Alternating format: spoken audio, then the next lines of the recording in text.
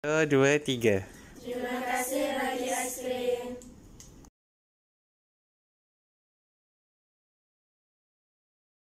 Assalamualaikum semua. Nak ucap terima kasih kepada penerima JJR Ikat Ramadan untuk bagi aiskrim kepada pusat Rumah Nurul Hasanah. Terima kasih.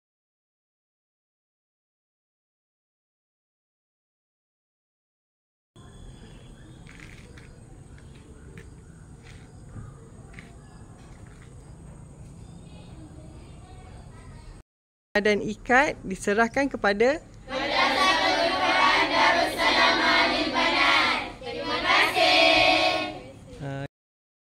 ikat diserahkan kepada Darul Ulum Zayadal